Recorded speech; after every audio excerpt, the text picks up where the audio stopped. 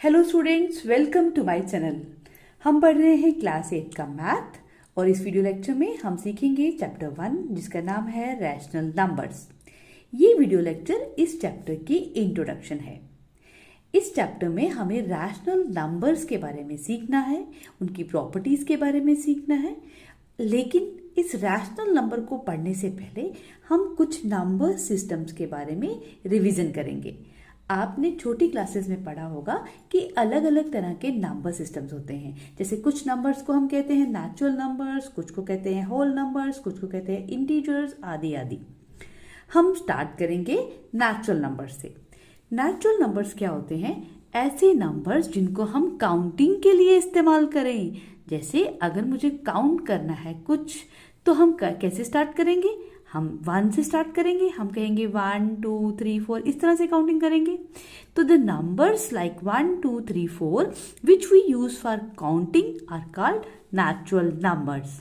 आई बात समझ? जैसे मान लीजिए मैं आपको कहती हूँ, बताओ मुझे आपके बैग में कितनी नोटबुक्स हैं। तो आप कैसे काउंटिंग स्टार्ट करेंगे? आप स्टार्ट करेंगे 1 2 3 4, इस तरह से। तो जब भी हमें कुछ गिनना हो, हम 1 2 3 4 ये वाले नंबर इस्तेमाल करते हैं। इन्हीं नंबर्स को हम कहते हैं नेचुरल नंबर्स। ठीक है, अब याद रहेगा आपको ये चीज। अब देखिए, नेचुरल नंबर्स जो हैं इनको डिनोट किया जाता है कैपिटल N लेटर से। जैसे आपने सीखा होगा छोटी क्लासेस में कि अगर मुझे ट्रायंगल रिप्रेजेंट करना है, मान लो ट्रायंगल मुझे बताना है, ट्रायंगल ABC, तो ट्रायंगल के लिए हम ये सिंबल लिखते हैं ऐसे, ट्रायंगल ABC। इसी तरह से अगर एंगल मुझे रिप्रेजेंट करना है तो एंगल के लिए सिंबल क्या होता है? ये वाला, इस तरह से, एंगल A, एंगल B, इस तरह से लिखते हैं। इसी प्रकार नेचुरल नंबर्स को भी हमने एक सिंबल दे दिया है। वो सिंबल क्या है? Capital N। तो the collection of natural numbers is denoted bye N। Natural numbers की कलेक्शन को हम कैपिटल N से डिनोट करते हैं। ठीक है, एक बात आपने ये याद रखनी है कि इसका जो सिंबल है वो क्या है? Capital N। अब देखो, मैंने यहां क्या लिखा? n equals to 1 2 3 4 5 and onward, जिसका मतलब है जितने भी नेचुरल नंबर्स हैं उनकी कलेक्शन को हम n से डिनोट करते हैं। ठीक है, अब आपने नेचुरल नंबर्स के बारे में एक चीज और याद रखनी है कि नेचुरल नंबर्स में से विच is the smallest natural number? क्या होगा? You will say ma'am 1। Natural numbers में सबसे छोटा नंबर होता है 1। अगर मैं आपसे पूछूं which is the largest natural number, तो आप क्या कहेंगे? आप कहेंगे ma'am there is no largest number, there is no largest natural number. Natural numbers की गिनती तो कभी खत्म ही नहीं होती, हम इसको गिनते जाएं, आगे आगे आगे चलता जाता है ये। तो नेचुरल नंबर्स में स्मॉलेस्ट तो 1 होता है, पर लार्जेस्ट कोई भी नहीं है। ठीक है, there are infinite natural numbers. तो नेचुरल नंबर का ये कॉन्सेप्ट समझ आ गया। अब देखो, अगर नेचुरल नंबर्स को हमें नंबर लाइन में रिप्रेजेंट करना हो तो हम कैसे करते हैं? हम एक लाइन बनाते हैं, उसको इक्वल पार्ट्स में डिवाइड करते हैं, फिर उस पर 1 से काउंटिंग लिख देते हैं। ठीक है, इस तरह से 1 2 3 4, इस तरह से ये नंबर रिप्रेजेंट कर देते हैं। अब यहां पे आपने ध्यान जो देना है वो ये है कि देखो, ये जो लाइन है इसके इस तरफ एरो है। इस एरो का मतलब है कि नेचुरल नंबर 1 से तो स्टार्ट होते हैं, लेकिन ये आगे बढ़ते जाते हैं। इस एरो का यही मतलब है कि ये आगे भी बढ़ सकते हैं, यहाँ पे इनका एंड नहीं है। ठीक है, तो नेचुरल नंबर का कॉन्सेप्ट आई होप आपको अच्छे से समझ आ गया होगा। अब हम बढ़ते हैं आगे वाले नंबर सिस्टम के बारे में। आगे वाला नंबर सिस्टम जो नेक्स्ट हम पढ़ेंगे वो है होल नंबर्स। होल नंबर्स क्या है? पहले इसकी डेफिनेशन पढ़ते हैं। Natural numbers along with 0 form the collection of whole numbers. इसका मतलब है कि नेचुरल नंबर्स, जितने भी ये नेचुरल नंबर्स हैं, इनके साथ अगर एक 0 भी ऐड कर दें हम, तो बन गए होल नंबर्स। ठीक है, ये देखो, ये सारे के सारे नेचुरल नंबर्स हैं, इसमें 0 भी ऐड कर दिया तो बन गए होल नंबर्स। ठीक है, the collection of whole numbers is denoted by W। जैसे हमने पढ़ा था, नेचुरल नंबर्स के लिए सिंबल क्या होता है? Capital N। होल नंबर्स को हम W से रिप्रेजेंट करते हैं। W का मतलब होल, ठीक है, W स्टैंड्स फॉर होल, ठीक है। इसका सिंबल क्या है? W, capital W। अब देखो, जो होल नंबर्स हैं, अगर आपको मैं इनके बारे में पूछूं कि which is the smallest whole number, तो व्हाट यूल से मैम 0, क्योंकि होल नंबर स्टार्ट ही 0 से होते हैं, तो स्मॉलेस्ट होल नंबर इज 0, ठीक है। अब नेक्स्ट, अगर आपसे कोई पूछे which is the largest whole number, तो आप क्या कहेंगे? Ma'am again like natural numbers there is no largest whole number. Whole numbers तो इनफाइनाइट होते हैं, हम इनकी गिनती आगे लाख, 10 लाख, करोड़, जहां मर्जी तक ले जाए, खत्म ही नहीं होती, ठीक है। अब देखो, होल नंबर्स को भी नंबर लाइन में इसी तरह से हम रिप्रेजेंट करते हैं जैसे नेचुरल नंबर्स को किया था। डिफरेंस सिर्फ इतना है कि ये हमने 1 से स्टार्ट किए थे, यहां पे हम 0 से स्टार्ट करेंगे, ठीक है, और ये भी आगे बढ़ते जाएंगे, इसलिए इस तरफ इनका एक एरो दिया है मैंने, ठीक है। तो आपको अब तक जो मैंने आपको वीडियो में सिखाया, नेचुरल नंबर्स क्या है, होल नंबर क्या है, आपको अच्छे से समझ आ गया होगा। अब आगे वाला नंबर सिस्टम पढ़ने से पहले, अगर आप इस वीडियो में, मेरे चैनल में नए हैं, तो जल्दी से जाके सब्सक्राइब कीजिए, और उसके बाद हम पढ़ते हैं अब आगे के टॉपिक्स। आगे हम पढ़ेंगे नेक्स्ट नंबर सिस्टम, हम पढ़ेंगे इंटीजर्स के बारे में, ठीक है। इंटीजर्स के बारे में वैसे तो आपने क्लास 6th में और 7th में भी पढ़ा होगा, लेकिन आपको मैं वापस से एक बार अच्छे से रिवाइज करवा देती हूँ कि what are integers and what are their properties, ठीक है। Whole numbers along with negatives of natural numbers, that is plus minus 1, plus minus 2, plus minus 3, plus minus 4 etc are called integers। मतलब जितने भी whole numbers हैं, अगर हम वो सारे होल नंबर ले लें, उसके साथ जितने भी नेचुरल नंबर्स हैं उनके नेगेटिव नंबर भी ले लें, तो बन गए इंटीजर्स, ठीक है। वापस एक बार ध्यान से सुनो मेरी बात। जितने भी होल नंबर्स हैं, होल नंबर्स हो गए ये सारे, ठीक है, ये होल नंबर्स हैं जो 0 से स्टार्ट हो रहे हैं। होल नंबर्स के साथ साथ हम जितने ये नेचुरल नंबर्स हैं ना, इनके नेगेटिव नंबर भी ले लें, तो बन गए हमारे इंटीजर्स, ठीक है। यानी कि यहां से हमें ये बात समझ आ रही है कि जितने पॉजिटिव नंबर्स हैं और जितने नेगेटिव नंबर्स हैं, इनके साथ साथ 0, ये सब मिला के बनाते हैं हमारे इंटीजर्स, ठीक है। इंटीजर्स के लिए सिंबल क्या होता है? Z, ठीक है। हमने जैसे पढ़ा था नेचुरल नंबर्स के लिए क्या था? N, होल नंबर्स के लिए W, इंटीजर्स के लिए Z। याद रहेगा सबको, आपने ये याद रखना है, integers are denoted by capital Z, ठीक है। अब इंटीजर्स को जब हम नंबर लाइन में रिप्रेजेंट करते हैं, तो देखो स्टार्टिंग में हम इधर भी एरो रखते हैं, इधर भी एरो, मतलब कि इंटीजर्स में ना तो कोई स्मॉलेस्ट नंबर होता है, ना ही कोई लार्जेस्ट नंबर होता है, ठीक है। सेंटर में रखते हैं 0। जब भी हम नंबर लाइन में इंटीजर को रिप्रेजेंट करेंगे, तो हम उस नंबर लाइन में सेंटर में 0 को रखेंगे। 0 के राइट साइड सभी पॉजिटिव नंबर होते हैं और 0 के लेफ्ट साइड सभी नेगेटिव नंबर, ठीक है। देखो मैंने कैसे लिखा, 0, फिर 1, 2, 3, 4, 5, 6, ये सारे नंबर जो पॉजिटिव है 0 के राइट साइड, और -1, -2, -3, -4, -5, -6 ऑनवर्ड, ये सारे के सारे नेगेटिव नंबर 0 के लेफ्ट साइड, ठीक है। यहां तक समझ आया? अब यहां से यहां तक पढ़ने के बाद आपको समझ आया होगा, अगर आपसे कोई पूछे which is the smallest integer, तो क्या जवाब होगा? यस बोलो। आप कहेंगे ma'am there is no smallest integer, क्योंकि ये इंटीजर जो है इस तरफ आगे बढ़ते जाएंगे, तो हम कह सकते हैं कि ये -∞ तक चले जाएंगे। और इसी तरह से अगर आपसे पूछा जाए which is the largest integer, तो again you'll say ma'am there is no largest integer. Integer की तो काउंटिंग खत्म ही नहीं होती है, तो आगे बढ़ते जाते हैं, ठीक है। इंटीजर्स प्लस इन्फिनिटी इस तरफ बढ़ते जाते हैं, इनफाइनाइट होते हैं, ठीक है। तो ये होगी इंटीजर्स की बात खत्म।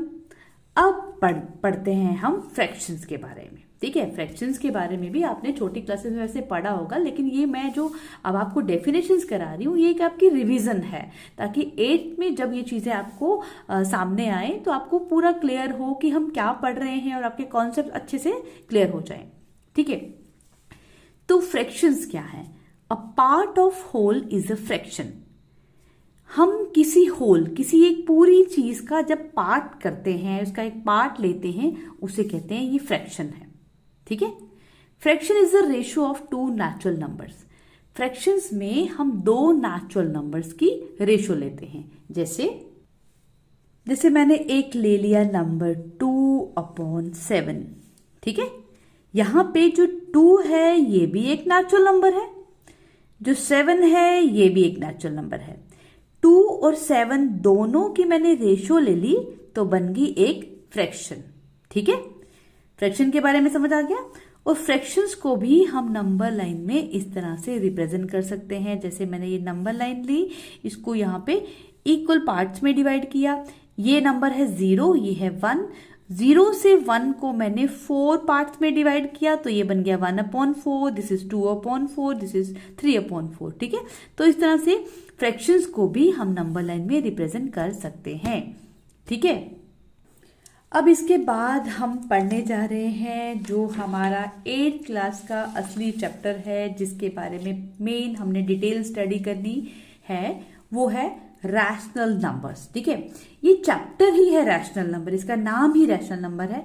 तो रैशनल नंबर क्या है, पहले आपको ये अच्छे से समझ होना चाहिए। इसकी डेफिनेशन भी आनी चाहिए समझ, और इनकी प्रॉपर्टीज क्या है ये भी समझ आनी चाहिए। तो अच्छे से अब ध्यान से आप सुनते जाओ कि रैशनल नंबर क्या है, ठीक है।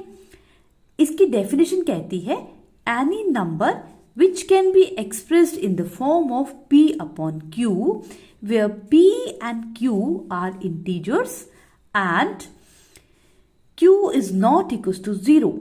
इसका मतलब है कोई भी ऐसा नंबर जिसे हम p अपॉन q की फॉर्म में लिख सकते हैं। यहाँ पे p अपॉन q जो है, इसकी जगह आप जैसे a upon b, c upon d, कोई भी दो अलग अलग वेरिएबल ले सकते हो, जरूर नहीं कि p अपॉन q ही आप लो, ठीक है। कोई भी नंबर जिसको हम इस तरह से ऊपर भी कुछ नंबर हो, नीचे भी कुछ नंबर हो, इस तरह से लिख पाए। लेकिन इसमें एक कंडीशन है। कंडीशन क्या है कि यहाँ पे जो p और q है, यानी कि ऊपर वाला नंबर और नीचे वाला नंबर, ये दोनों के दोनों क्या होने चाहिए, इंटीजर्स। ये बात आपने याद रखनी है, ठीक है। एंड एक और कंडीशन है, q is not equal to 0, ठीक है। वापस अब इस पहले डेफिनेशन को अच्छे से समझ लो, क्योंकि आपको डेफिनेशन समझ आ गई तो समझो चैप्टर भी आपको आसानी से धीरे धीरे समझ आ जाएगा। अब ये डेफिनेशन क्या कहती है, ये कहती है कोई भी ऐसा नंबर जिसको हम इस तरह से लिख पाए। जैसे मैंने यहाँ पे लिखा, मैं आपको यहाँ पे लिख के दिखाती हूँ, 2 अपॉन, मान लो वही मैंने एग्जाम्पल ले ली 2/7, ठीक है। ये नंबर जो है p अपॉन q की फॉर्म में है। p अपॉन q की फॉर्म का मतलब कि ऊपर भी कुछ नंबर है, नीचे भी कुछ नंबर है, और दोनों के दोनों इंटीजर्स हैं। 2 भी एक इंटीजर है, 7 भी एक इंटीजर है। और 7 मतलब पहली कंडीशन तो हमारी पूरी होगी कि ऊपर भी इंटीजर, नीचे भी इंटीजर। दूसरी कंडीशन क्या है, दूसरी कंडीशन है कि जो q है, यानी कि जो नीचे वाला नंबर है, it should not be equal to 0। तो देखो ये 0 नहीं है, तो इसका मतलब है ये जो नंबर मैंने लिखा 2/7, ये एक रैशनल नंबर है, ठीक है। आगे बात समझ, रैशनल नंबर क्या है। अब the collection of rational numbers is denoted bye q। जैसे हमने पढ़ा था कि हर नंबर सिस्टम को हमने एक अल्फाबेट से डिनोट किया होता है, तो ये जो हमारे रैशनल नंबर्स हैं, इनको डिनोट करने के लिए हम कैपिटल Q, ये जो अल्फाबेट है, ये इस्तेमाल करते हैं। ये इनका सिंबल है, ठीक है, याद रहेगा। रैशनल नंबर के लिए क्या होता है, कैपिटल Q। अब इसकी कुछ मैंने एग्जाम्पल्स लिखी हैं, आप इन एग्जाम्पल्स को ध्यान से देखो।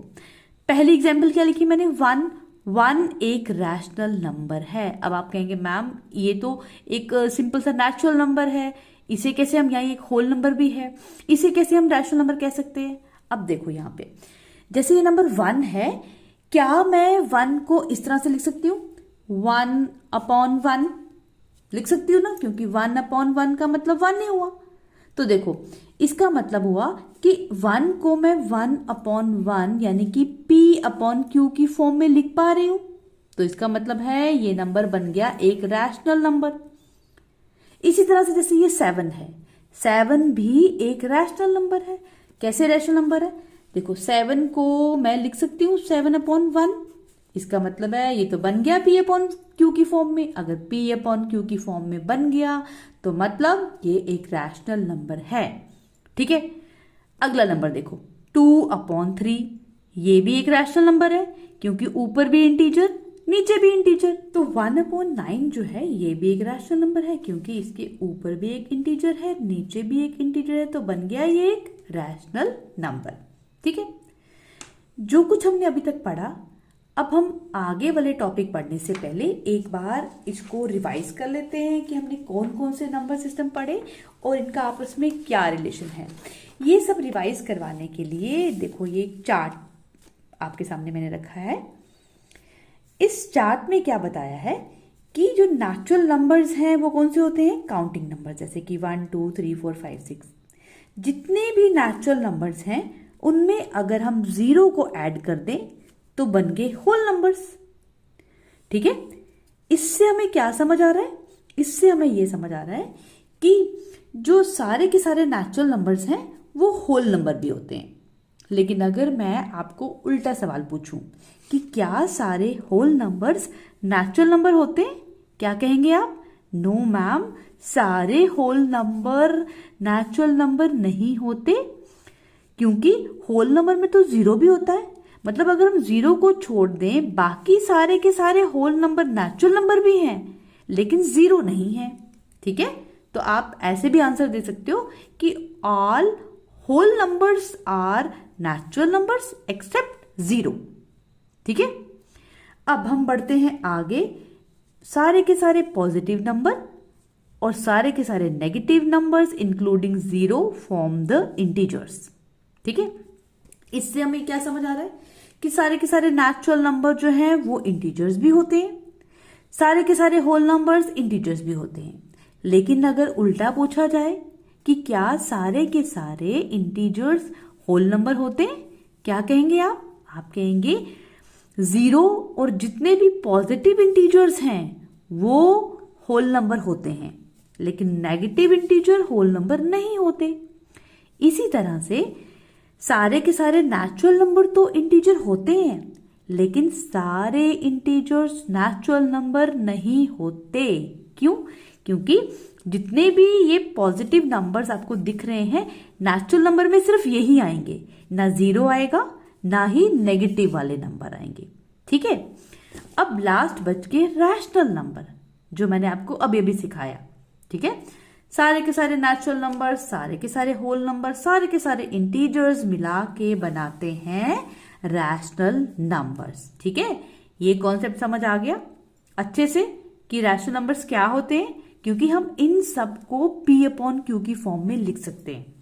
ठीक है, हम देखो जैसे हमारा होल नंबर है 6, हम 6 को लिख सकते हैं ना 6/1, तो बन गया एक रैशनल नंबर। इसी तरह से हम कोई नेचुरल नंबर लें या इंटीजर लें, उसको भी हम एक रैशनल नंबर की फॉर्म में लिख सकते हैं। ठीक है, तो ये जो चार्ट है ये इन सब का आपस में रिलेशन बता रहा है।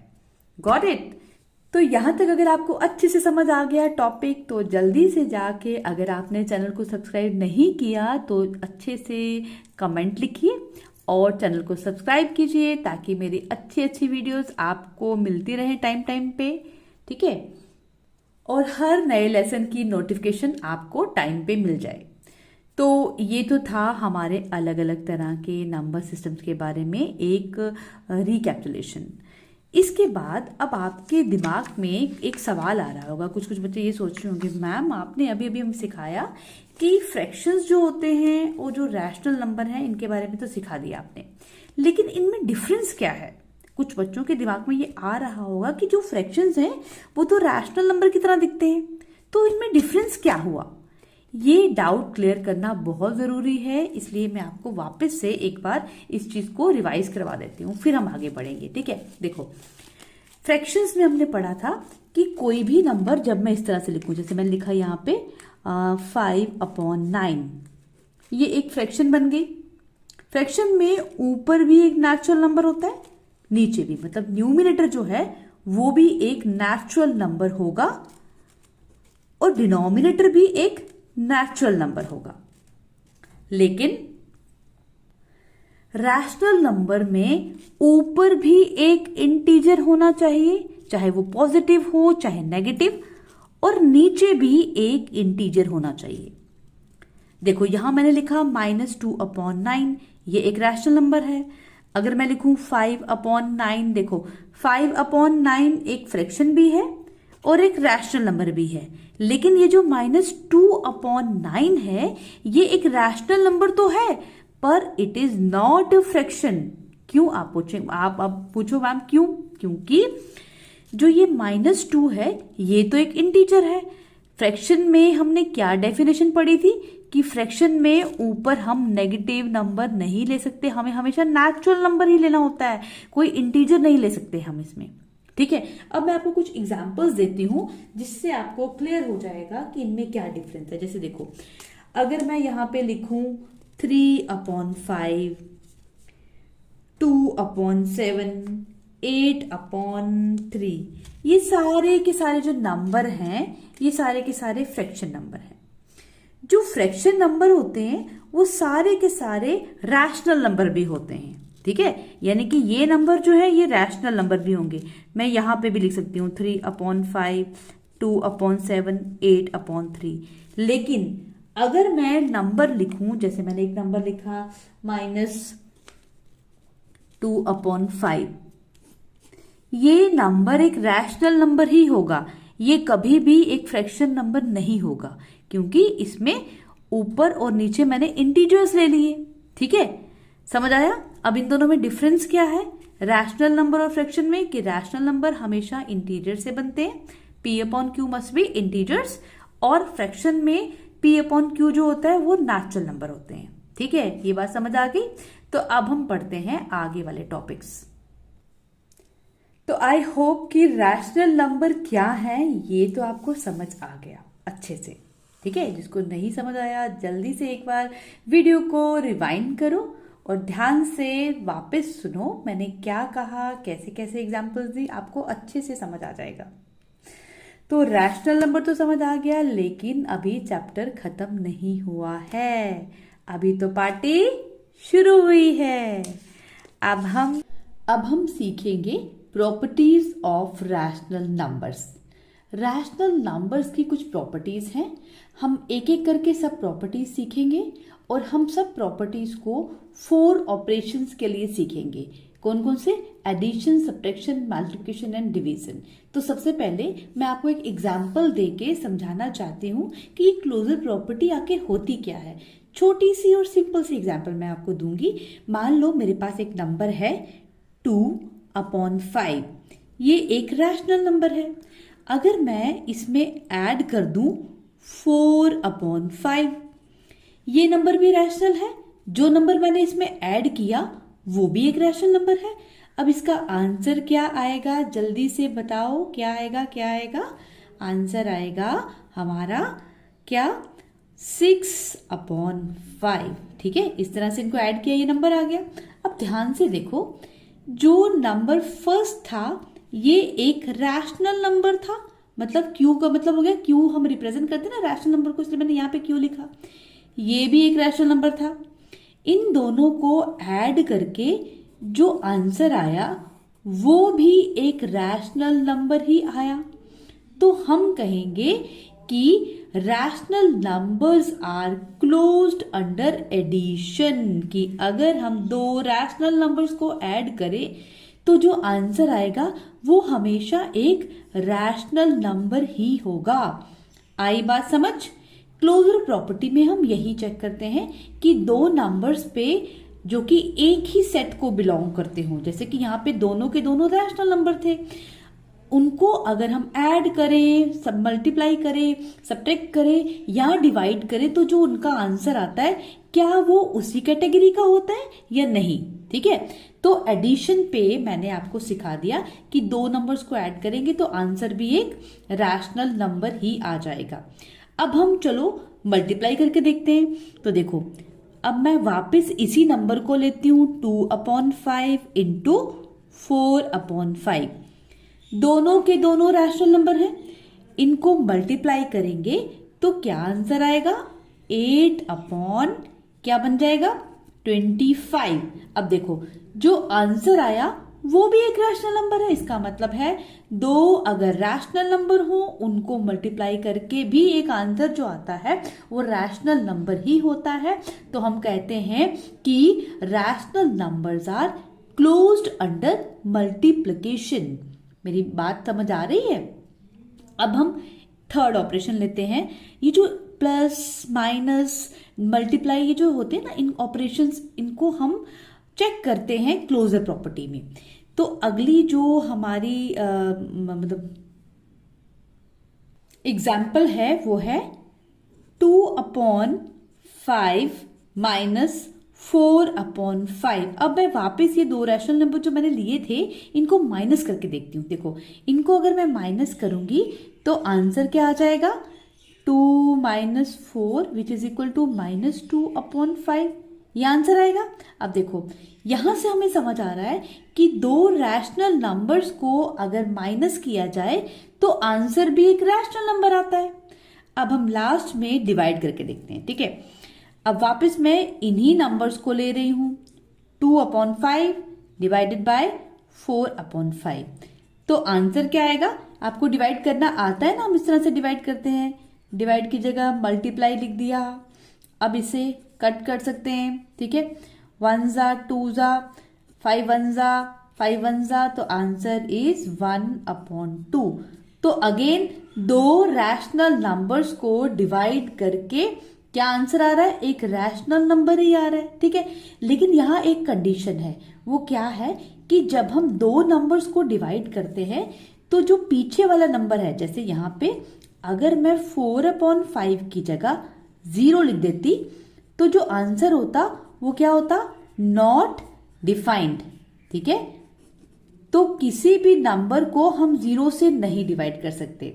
अब यहां जो मैंने आपको इतना कुछ सिखाया, इसका कंक्लूजन क्या निकला, इससे आपने क्या सीखा, आपने ये सीखा कि जो दो रैशनल नंबर्स होते हैं they are closed under addition, they are closed under multiplication, they are closed under subtraction. मेरी बात समझ आ रही है कि अगर दो रैशनल नंबर्स को ऐड किया जाए तो आंसर भी रैशनल नंबर आता है, मल्टीप्लाई किया जाए तब भी एक रैशनल नंबर आता है, माइनस किया जाए तब भी एक रैशनल आता है नंबर। लेकिन अगर हम दो रैशनल नंबर्स को डिवाइड करें और पीछे वाला नंबर 0 ना हो तब तो हमारा आंसर एक रैशनल नंबर ही आता है। लेकिन अगर पीछे वाला नंबर जो है वो 0 हो तो रैशनल नंबर नहीं आएगा। ठीक है, यहां तक समझ आ गया क्लोजर प्रॉपर्टी क्या होती है। ये थी हमारी फर्स्ट प्रॉपर्टी, क्लोजर प्रॉपर्टी। अब हम सेकंड प्रॉपर्टी पढ़ते हैं। सेकंड प्रॉपर्टी का नाम है कम्यूटेटिव प्रॉपर्टी। कम्यूटेटिव प्रॉपर्टी क्या कहती है, पहले इसको आसान शब्दों में सुनो। ये कहती है कि अगर आपके पास दो रैशनल नंबर्स हों, जैसे एक नंबर है मेरे पास 5/7 और दूसरा नंबर है 6/7, बिल्कुल मैंने सिंपल से दो नंबर लिए। अगर इन दोनों नंबर्स को मैं ऐड करूं तो जो आंसर आएगा वो किसके इक्वल होगा, अगर मैं इसको रिवर्स करके ऐड कर दूं इसी के इक्वल होगा। ठीक है, इसका मतलब क्या हुआ कि अगर हमारे पास एक नंबर है A, एक नंबर है B, ठीक है, मतलब दो अलग अलग रैशनल नंबर्स हैं, उनको अगर ऐड किया जाए A को आगे रख के और B को पीछे, तो वो किसके इक्वल आएगा कि B आगे आ जाए और A पीछे चला जाए, कोई फर्क नहीं पड़ेगा, हमेशा आंसर सेम आएगा। ठीक है, तो ये है हमारी कम्यूटेटिव प्रॉपर्टी कम्यूटेटिव प्रॉपर्टी को और अच्छे से समझने के लिए आप ध्यान से सुनते जाओ मेरी बात। कम्यूटेटिव प्रॉपर्टी में हम चेक करेंगे कि क्या दो नंबर जो कि एक ही कैटेगरी को बिलोंग करते हैं उन पे अगर हम कोई मैथमेटिकल ऑपरेशन लगाएं, जैसे मैंने यहाँ पे ऐड किया, अगर मैं ऐड की जगह इन नंबर्स को मल्टीप्लाई कर दूं, ठीक है, देखो मैंने पे 5/7 इंटू 6/7 लिखा, तो जितना आंसर इनका आएगा उतना ही आंसर कैसे आएगा अगर मैं 6/7 आगे लिखूं और 5/7 पीछे लिखूं। तो वापस अब एक बार ध्यान से सुनो, कम्यूटेटिव प्रॉपर्टी में हम चेक करते हैं कि क्या अगर दो नंबर्स हम जो कि एक ही कैटेगरी को बिलोंग करते हैं, जैसे यहाँ पे दोनों के दोनों रैशनल नंबर हैं, दो रैशनल नंबर्स को हम कोई ऑपरेशन लगाते हैं मैथमेटिकल, तो उनका जो ऑर्डर है वो मैटर नहीं करता। जैसे यहाँ पे 5/7 आगे 6/7 पीछे है, अगर मैं इनको मल्टीप्लाई करूं तो जो आंसर आएगा उतना ही आएगा जितना 6/7 को आगे लिख के और 5/7 को पीछे लिख के आएगा। आगे पीछे नंबर को करने से इनके आंसर में कोई फर्क नहीं पड़ेगा, यानी कि a into B is equal to B into A, ये हम कह सकते हैं यहाँ पे, ठीक है, ये बात समझ आ रही है। कम्यूटेटिव प्रॉपर्टी, यहां से हमें ये समझ आ रहा है कि जो कम्यूटेटिव प्रॉपर्टी है वो एडिशन के लिए भी होती है, मल्टीप्लिकेशन के लिए भी होती है। अब सब्ट्रैक्शन के लिए चेक करते हैं।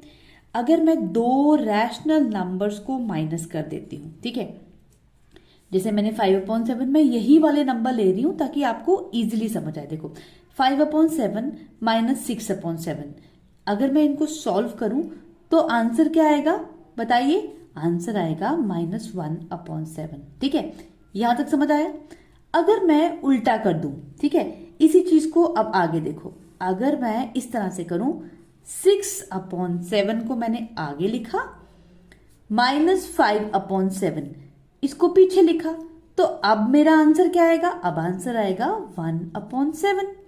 तो यहां पे हम ये देख सकते हैं कि ऑर्डर तो मैटर कर रहा है, यानी कि अगर हम इसको आगे लिखें या पीछे लिखें आंसर हर बार सेम नहीं आएगा। आगे लिखा तो -1/7 आया, 5/7 को पीछे लिखा तो 1/7 आया, तो ये दोनों के दोनों आंसर सेम नहीं आ रहे।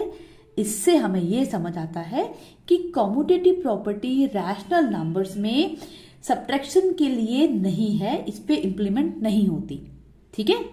अब हम चेक करते हैं डिवीजन के लिए। देखो वापस मैं दिखाती हूं, एडिशन के लिए commutative property holds, but subtraction के लिए होल्ड नहीं कर रही, मल्टीप्लिकेशन के लिए भी होल्ड कर रही है, मल्टीप्लिकेशन के लिए भी होल्ड करती है, सब्ट्रैक्शन के लिए नहीं होल्ड करती।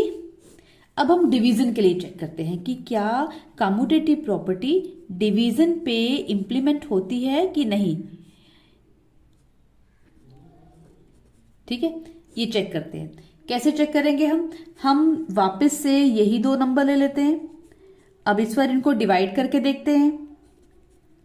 अगर इनको डिवाइड करेंगे तो आंसर क्या आएगा, आंसर आएगा 5/7 into 7/6 which is equal to, ये कट गया 5/6।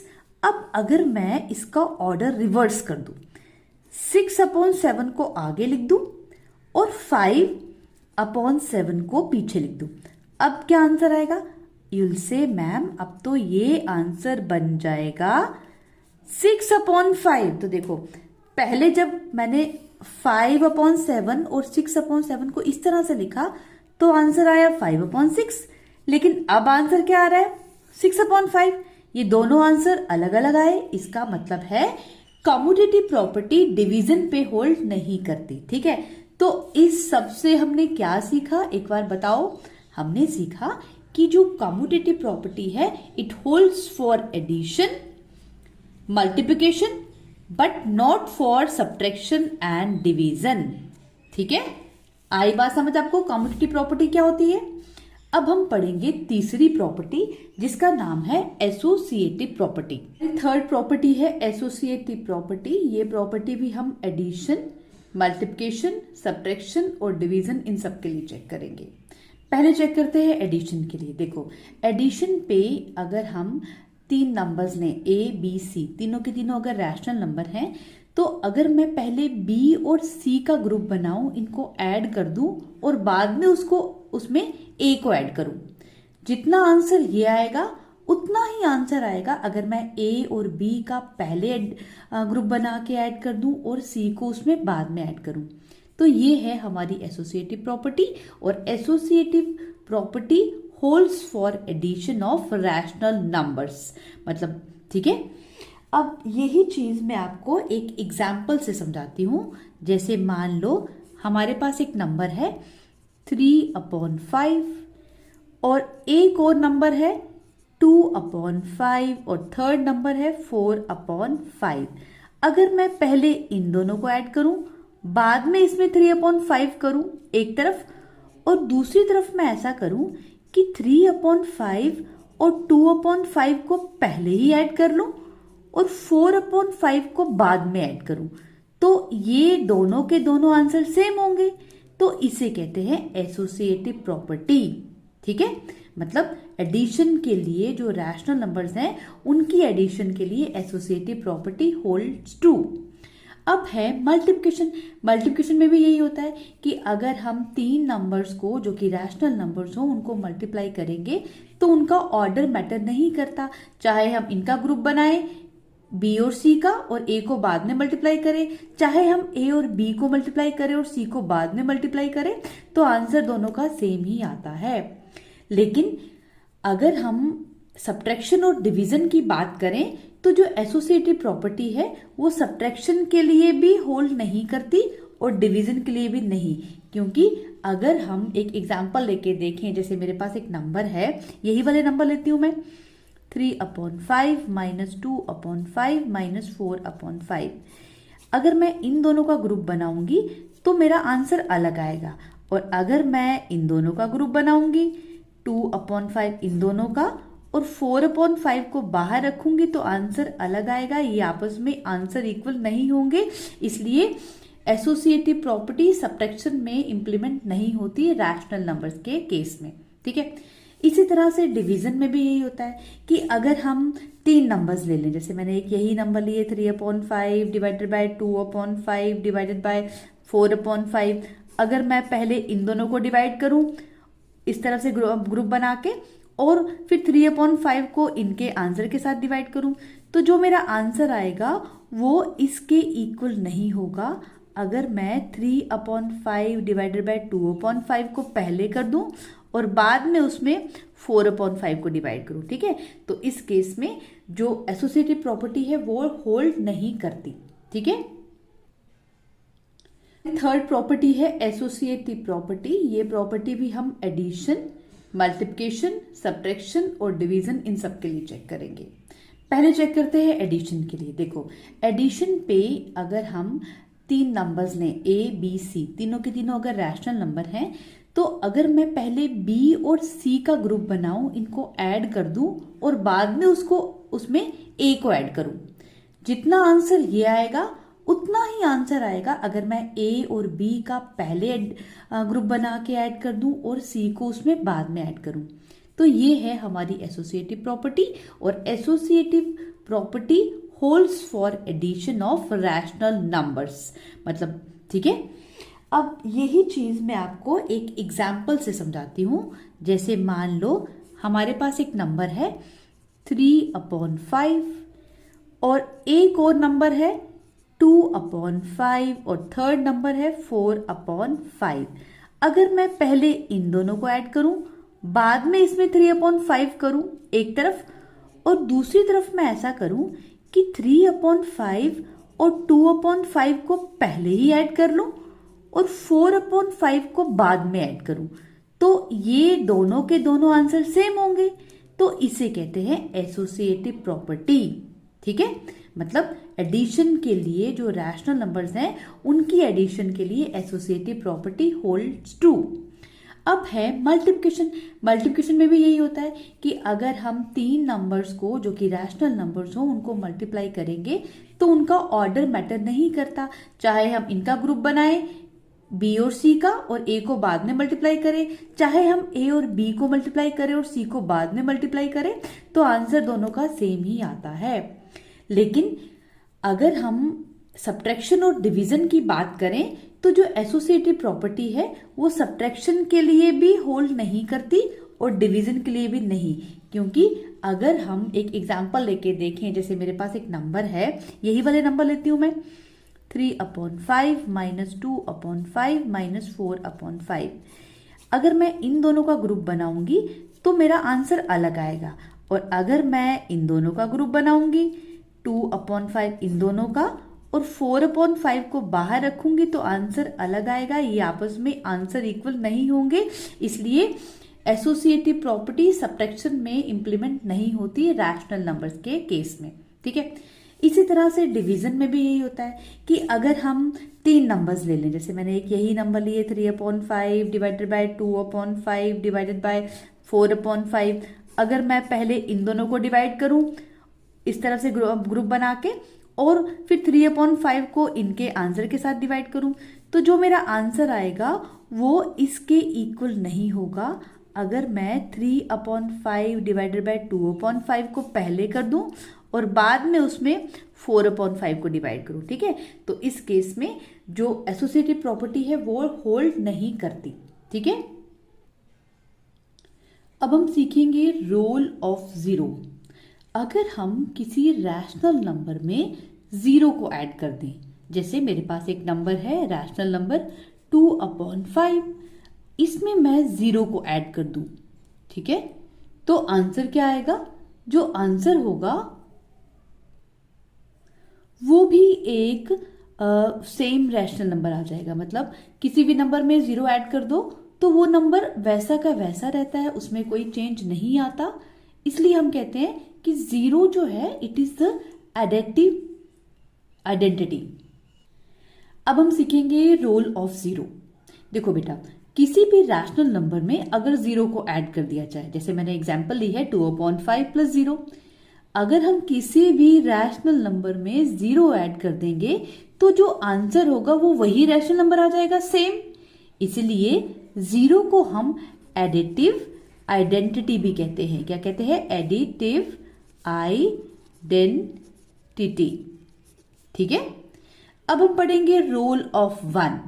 रोल ऑफ वन में हमें सीखना है कि किसी भी रैशनल नंबर में अगर वन को मल्टीप्लाई किया जाए, जैसे मैंने यहाँ पे a/b/1 किया है, तो जो आंसर आएगा वो वही नंबर आ जाएगा। एक एग्जाम्पल लेके देखते हैं, जैसे मैंने यहाँ पे ले लिया नंबर 5/7, इसको मल्टीप्लाई कर दिया 1 से, तो यू विल गेट अगेन 5/7।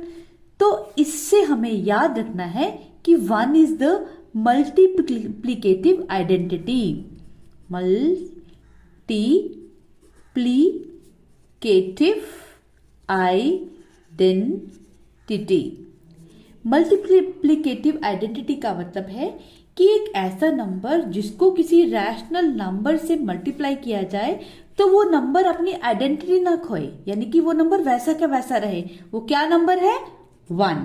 अब इन दोनों को पढ़ने के बाद आपने याद क्या रखना है? अगर आपसे पूछा जाए which is the identity of rational number, तो आप कहेंगे 0।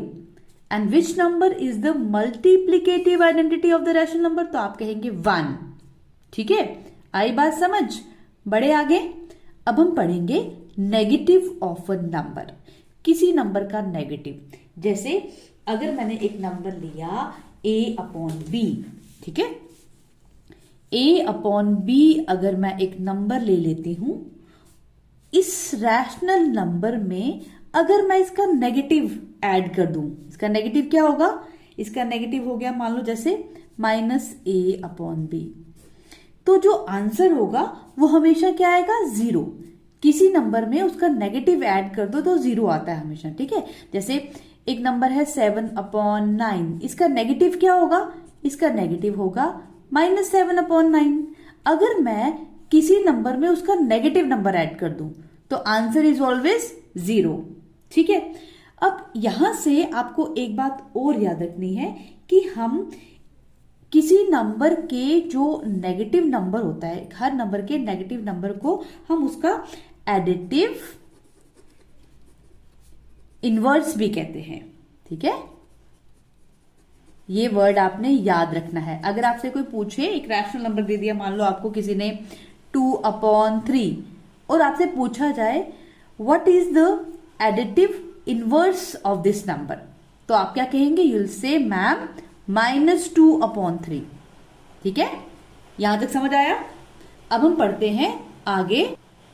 आगे हम सबसे पहले सीखेंगे रेसिप्रोकल क्या होता है। ठीक है, ये शब्द आपने शायद पहले भी सुना हो कभी 7th में कि what is the reciprocal. Reciprocal मतलब किसी नंबर को अगर हम उल्टा करते हैं, जैसे एक नंबर है मेरे पास 5/9। ठीक है, इसका रेसिप्रोकल क्या होगा? 9/5। यानी कि हम क्या करेंगे, जो न्यूमिनेटर है उसको बना देंगे डिनोमिनेटर और जो डिनोमिनेटर है उसको बना देंगे न्यूमिनेटर, तो बन गया हमारा रेसिप्रोकल। ठीक है, अब रेसिप्रोकल के बारे में आपको एक और बात याद रखनी है कि जब भी हम किसी नंबर को, जैसे ये नंबर है मेरा 3/7, किसी नंबर को उसके रेसिप्रोकल से मल्टीप्लाई किया जाए, इसका रेसिप्रोकल क्या होगा?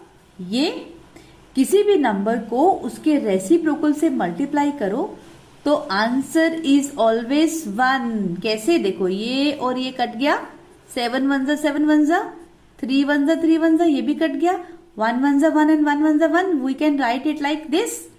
तो हमेशा किसी भी नंबर को, इसको हम ऐसे भी कह सकते हैं, a/b into b/a is always equal to 1। किसी भी नंबर को उसके रेसिप्रोकल से मल्टीप्लाई करो तो आंसर इज ऑलवेज 1। ठीक है, गॉट इट। अब इसके बाद हम सीखेंगे एक नया टॉपिक जिसका नाम है डिस्ट्रीब्यूटिव प्रॉपर्टी। डिस्ट्रीब्यूटिव प्रॉपर्टी हम दो तरह से सीखेंगे। पहले सीखेंगे हम distributivity of multiplication over addition. यानी कि अगर हमारे पास 3 नंबर्स हैं, एक नंबर है a, एक नंबर है b और एक है c। अगर एक तरफ हम इस तरह से लिखें a into B plus C, तो ये किसके बराबर आएगा? a into B plus a into C. यानी कि दो नंबर्स जिनको हम ब्रैकेट में ऐड कर रहे हैं और ब्रैकेट के बाहर हम उनको a के साथ मल्टीप्लाई कर रहे हैं। तो जब ये ब्रैकेट ओपन होगी, this will be equal to a into B plus a into C. ठीक है, ये चीज आपको मैं एग्जाम्पल के साथ समझा देती हूं कि मान लो आपने नंबर लिया एक तरफ नंबर लिया -3/4। मान लो हमारे पास 3 नंबर्स हैं, एक है a इज इक्वल टू -3/4, एक नंबर मैंने b लिया विच इज इक्वल टू 2/3 और एक नंबर मैंने लिया c which is equal to -5/6। ठीक है, अगर मैं इस तरह से लिखूं a into B plus C, तो ये क्या बनेगा? -3/4 इंटू 2/3 प्लस -5/6। ठीक है, इस तरह से मैंने इनकी वैल्यूज यहां पुट कर दी। अब इसको सॉल्व करते हैं। ये बन जाएगा -3/4 इंटू, इनको जब हम सॉल्व करेंगे, ब्रैकेट को ओपन करेंगे तो यू विल गेट -1/6। ठीक है, इनको सॉल्व करके आंसर ही आ गया। अब इसको अगेन मल्टीप्लाई करेंगे तो क्या बन जाएगा? 3 1 जा 3, 1 3 आ गया पॉजिटिव, माइनस माइनस प्लस बन जाएगा एंड 6 4 जा 24। अब ये कट जाएगा, 3 1 जा 3 8 सा, तो आंसर आ गया 1/8। ठीक है, एक तरफ मैंने ये सॉल्व किया। अब दूसरी तरफ अगर मैं ऐसे सॉल्व करूं, ऑल्सो a इंटू बी, तो a इंटू बी का मतलब है 3 into 3/4 into 2/3 which is equal to -6/12।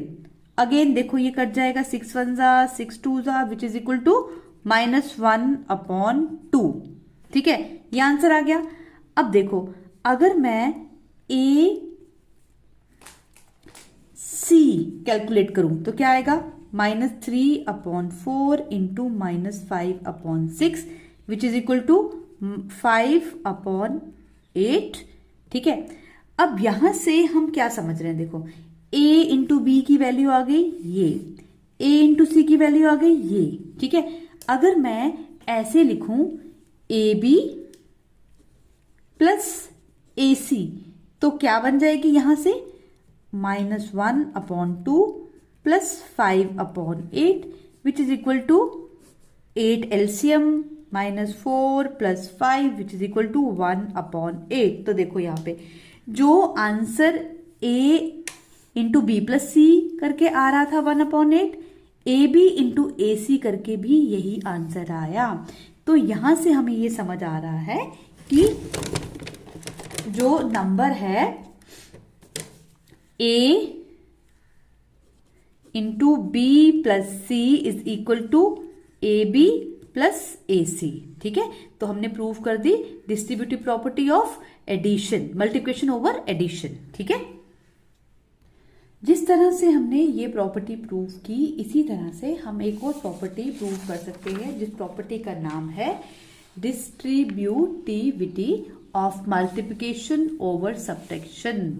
यानी कि अब इसके बाद हम एक नया टॉपिक पढ़ेंगे जो बहुत इंटरेस्टिंग टॉपिक है इस चैप्टर का, जो आपने अच्छे से समझना है। और इस टॉपिक के बहुत क्वेश्चंस हैं जो आपके एक्सरसाइज में होंगे। अगर आप ये समझ लेंगे तो एक्सरसाइज आप खुद भी सॉल्व कर सकते हैं।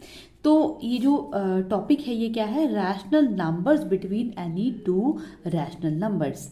अगर आपको कोई दो नंबर्स दिए हैं, जैसे एक नंबर दिया है 2, एक नंबर दिया है 3, अगर आपको ये क्वेश्चन आए कि ये एक रैशनल नंबर है, ये भी एक रैशनल नंबर है, इन दोनों नंबर्स के बीच का कोई रैशनल नंबर बताओ, तो आप कैसे बताओगे।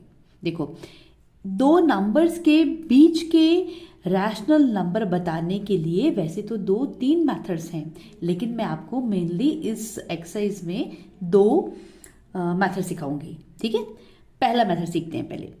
पहले मेथड के लिए मैंने जो 2 नंबर हैं उनको इस तरह से मान लो नंबर लाइन में ड्रॉ कर लिया। यहाँ पे है 2, यहाँ है 3। ठीक है, अब मुझे इसके बीच का नंबर ढूंढना है। तो मेथड 1 जो है ना, उसमें हम करते क्या है, मेथड 1 जिन 2 नंबर्स के बीच का नंबर ढूंढना हो, हम सिंपली बस उनकी एवरेज निकाल लेते हैं। एवरेज कैसे निकालते हैं, उन दोनों को ऐड करते हैं और डिवाइडेड बाय 2 कर देते हैं। तो व्हाट इज द आंसर, 5/2। इसका मतलब है कि इन दोनों के बीच का नंबर हमें मिल गया। क्या नंबर है, 5/2। ठीक है, बिल्कुल सिंपल मेथड है। अगर आप मुझे कोई कहे इन दोनों के बीच का नंबर बताओ, तो कैसे बताऊंगी मैं, इन दोनों को प्लस करेंगे डिवाइड बाय 2। इन दोनों का बीच का बताना होगा तो इन दोनों को प्लस किया डिवाइड बाय 2। तो इस तरह से हम बहुत सारे नंबर ढूंढ सकते हैं। अब यहां आपने एक और बात याद रखनी है कि कोई भी 2 रैशनल नंबर हो, उनके बीच में इनफाइनाइट नंबर्स होते हैं। जैसे 2 और 3 है ना, इनके बीच में बहुत अनगिनत नंबर हैं, हम जितने चाहें फाइंड कर सकते हैं। ठीक है, अब मेथड 1 समझ आ गया किस तरह से करते हैं। अब मेथड 2 भी सीख लेते हैं। ठीक है, मेथड 2 क्या कहता है कि आपको जो 2 नंबर दिए हैं ना, जैसे एक नंबर है हमारे पास 2, एक नंबर है 3। बस ध्यान से देखते रहना मैं क्या कर रही हूं। 2 को मैं इस तरह से लिख सकती हूँ 2/1 और 3 को लिख सकती हूँ 3/1। कोई फर्क नहीं पड़ा। जो 2 नंबर दिए हैं पहले हमने चेक करना है कि क्या उनके डिनोमिनेटर सेम है। यहां पे 1 है, यहां भी 1 है, सेम है, हाँ सेम है।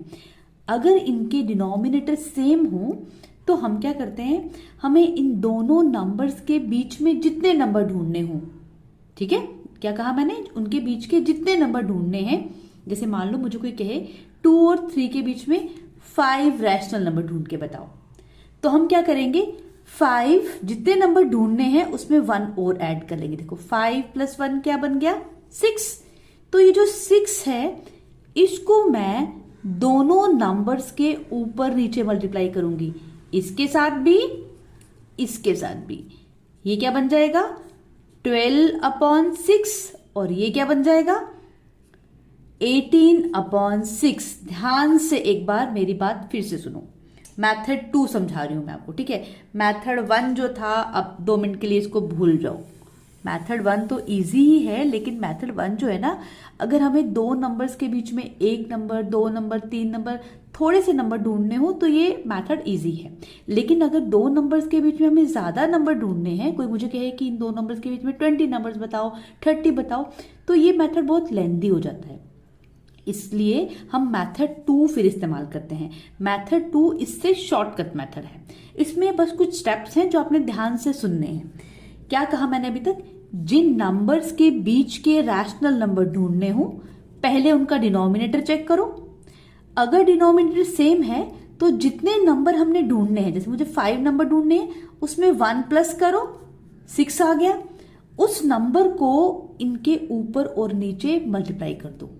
मल्टीप्लाई किया तो मेरे पास क्या आ गया 12/6, ये बन गया 18/6। अब देखो 12/6 और 18/6 के बीच के सारे नंबर लिख दो। जैसे कौन कौन सा नंबर हो जाएगा 13/6, 14/6, 15/6, 16/6, 17/6। तो मिल गए मुझे 5 नंबर, ठीक है। 1 2 3 4 5 ढूंढ दिए मैंने नंबर, पांचों के पांचों। तो अब ये मेथड आपको समझ आया? सेकंड मेथड है ना इजी मेथड। बस हमने 2-3 स्टेप्स में ही ये सारे के सारे नंबर ढूंढ दिए। तो इस तरह से आपने 8th क्लास में ये दोनों मेथड सीखने हैं, ठीक है। जहां आपको थोड़े नंबर इस्तेमाल करने होंगे, आप ये थोड़े नंबर कैलकुलेट करने होंगे, आप मेथड 1 इंप्लीमेंट कर लेना। और जहां ज्यादा ढूंढने होंगे तो आप मेथड 2 इस्तेमाल कर लेना, ठीक है। मुझे उम्मीद है कि आपको जो मैंने चैप्टर की इंट्रोडक्शन दी है ये अच्छे से समझ आ गई होगी। अगर नहीं आई, वापस एक बार मेरी वीडियो को सुनिए अच्छे से, ध्यान से एक बार इसको रिवाइंड करो, वापस से सुनो, और फिर जो भी डाउट है वो आप मुझे कमेंट करके लिख सकते हैं कि मैम हमें ये पार्ट अच्छे से समझ नहीं आया। अपने नेक्स्ट लेक्चर में मैं आपके डाउट को ज़रूर कंसिडर करूँगी। और अगर आपको लेक्चर पसंद आया तो जल्दी से एक लाइक बटन दबाओ, और अगर आप नए हो इस चैनल में तो जल्दी से चैनल को भी सब्सक्राइब करो।